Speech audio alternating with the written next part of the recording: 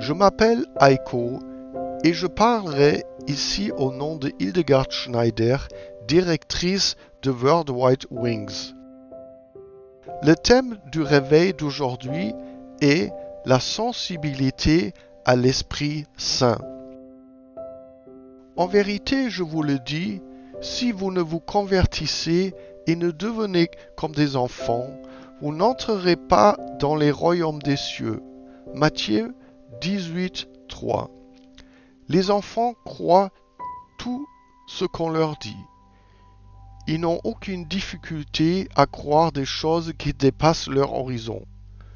Ce que dit leur père est toujours juste. Ils lui font confiance.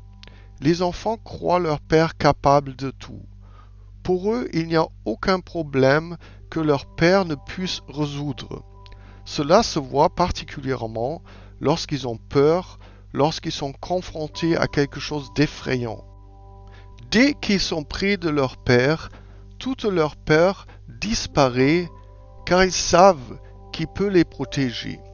Les enfants sont naturellement curieux et avides de connaissances. Quand on leur raconte quelque chose qu'ils ne connaissent pas encore, ils écoutent avec attention. Ils remettent tout en question sans réserve ni arrière-pensée critique. Les enfants sont insouciants et légers. Ils vivent dans le présent et ne se soucient pas de ce que sera demain. Les enfants ont un besoin naturel de proximité et de communauté. Ils se sentent le plus à l'aise près de leurs parents. Et lorsqu'ils ont des parents croyants qui leur servent de modèles vivants et leur enseignent la parole d'Élohim, ils peuvent développer une grande sensibilité au Ruach HaKodesh, le Saint-Esprit. Dans l'appel au réveil, le trésor caché des générations, épisode 261, je vous ai parlé de mon petit-fils Matteo, âgé de 6 ans, et de la source vivante de gratitude qui jaillit en lui et de lui. Cette source rappelle la citation de l'évangile de Jean, chapitre 7, verset 38.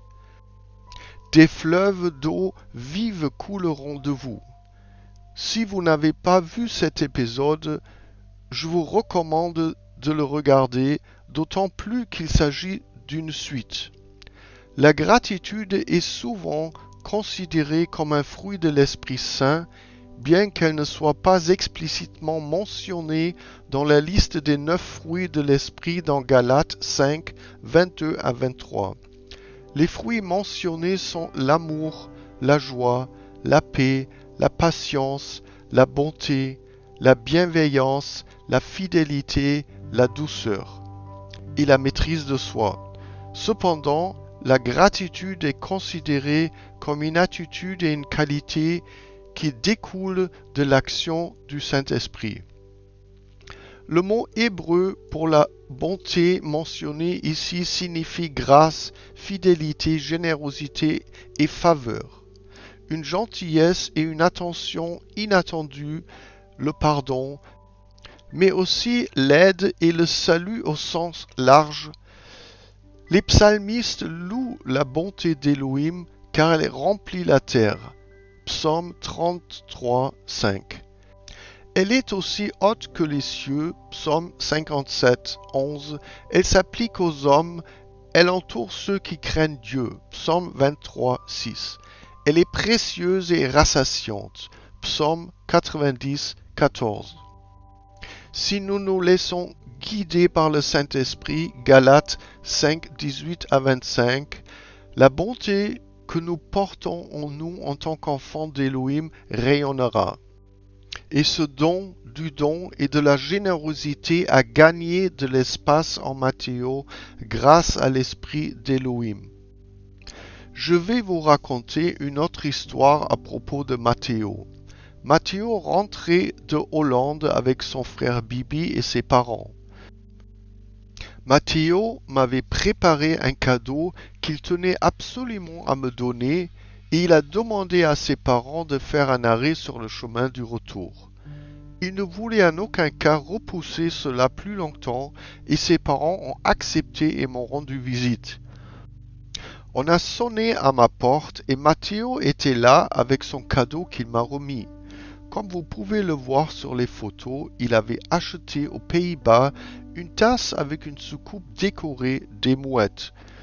Il ne pouvait pas savoir que j'adore les mouettes. Sur la soucoupe se trouvait une fleur ainsi qu'une petite boîte bleue enveloppée d'un ruban avec les mots Love You. Dans la boîte se trouvait un petit sac contenant les 4 premières dents tombées de Matteo. J'étais très ému et encore plus lorsque ma belle-fille Carla m'a raconté l'histoire derrière l'histoire, à savoir comment le choix du cadeau s'était fait. Elle m'a dit que souvent lorsqu'ils font les magasins, ils pensent à moi et disent « Regarde maman, ça ferait un cadeau pour grand-mère ». Il fouille alors parmi les vêtements, les sacs ou les bijoux. Bien sûr, il n'achète pas toujours ces articles, ce n'est pas possible. Revenons au cadeau actuel. Matteo avait dit à sa mère « Je voudrais offrir un diamant à grand-mère ». Il connaît les diamants grâce à un livre intitulé « Weißt du das ?» Tu sais ça que je lui ai offert. Ce livre contient des pages qui montrent des pierres précieuses.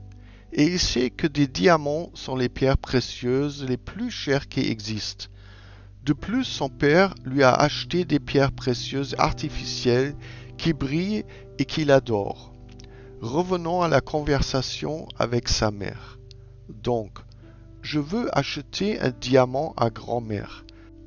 Carla lui a alors répondu que cela coûterait très cher et qu'il n'avait pas les moyens, puis elle lui a dit que s'il fabriquait lui-même quelque chose, cela me ferait très plaisir. Voici une photo d'une croix qu'il avait fabriquée auparavant. Et il a continué. Et si je lui donnais une de mes dents tombées? Carla a trouvé que c'était une très bonne idée. Au départ, il voulait m'offrir une boîte à bijoux. Il a alors demandé à sa mère de lui choisir une petite boîte pour y mettre les dents. Elle a trouvé ce petit sachet avec le ruban Love You. Il a alors demandé quelle langue c'était et si je la comprenais. Il a ensuite proposé d'attacher ce ruban autour de la boîte. Ils ont ensuite emporté le cadeau avec eux en vacances aux Pays-Bas. Et cette boîte bleue était une boîte qui contenait de la glace. Il a alors prise et l'a lavée pour y mettre le petit sac contenant les dents. Il a choisi pour moi la tasse avec les motifs de mouettes dans une ferme. Sa gratitude, son besoin de donner et sa générosité ne sont pas normaux pour un enfant de 6 ans. C'est l'œuvre du Ruach HaKodesh. Matteo est très sensible à l'esprit d'Elohim. J'en suis très reconnaissante et cela me procure une grande joie. Mais il y a autre chose qui s'ajoute à cela, qui me permet maintenant de mieux comprendre en profondeur la déclaration de Matthieu 18, 3. Et devenez comme des enfants. Bien sûr, nous comprenons cette déclaration sur le plan intellectuel, comme je l'ai dit au début de ce mot appel au réveil, c'est-à-dire comme sont les enfants. Mais vivre ce que cela signifie est encore autre chose. Voir la gratitude de Matteo jaillir de lui, c'est sentir la source de gratitude en lui. Vous savez, je tiens moi-même une liste de gratitude dans laquelle j'écris chaque jour 3 choses pour lesquelles je suis reconnaissante. Il y a des années, j'ai publié sur notre site web www.worldwidewings un cours en plusieurs parties sur la gratitude intitulé « La gratitude comme une source de bénédiction ». Voici le lien. Donc même si je suis reconnaissante et que je remercie chaque jour, j'ai découvert grâce à Matteo que je n'avais pas une source aussi jaillissante en moi. Et celle-ci commence maintenant à jaillir, stimulée par lui. Veuillez regarder la vidéo « Le trésor caché des générations » à ce sujet. Soudain, je me dis « Merci, cher Abba, pour l'air que tu me donnes pour respirer. Merci, cher Abba, pour tous ces merveilleux aliments qui contiennent tous les nutriments dont nous avons besoin. Merci pour la lumière du soleil et ses rayons réchauffants, et pour la lune qui m'invite à tes fêtes, et pour le clair de la lune dans la nuit noire. Cela jaillit de moi différemment qu'auparavant. Je sens que notre Père céleste m'enseigne maintenant d'une nouvelle manière. J'apprends des choses à travers Matteo d'une nouvelle manière. Je vois l'œuvre de Ruach HaKodesh dans sa vie et d'une certaine manière, c'est difficile à décrire, mais cela me touche profondément. Et Matteo rayonne la générosité de notre Elohim. Nous avons un Elohim si généreux qui nous comble de son amour ainsi que toute sa création.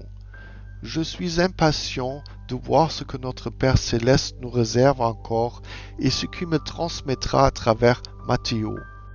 La bonté renferme la grâce expérimentée d'Elohim qui rayonne en nous à travers Yeshua. Yeshua dit « Que votre lumière brille devant les hommes afin qu'ils voient vos bonnes œuvres et glorifient votre Père qui est dans les cieux. » Matthieu 5, 16. Soyez tous richement bénis.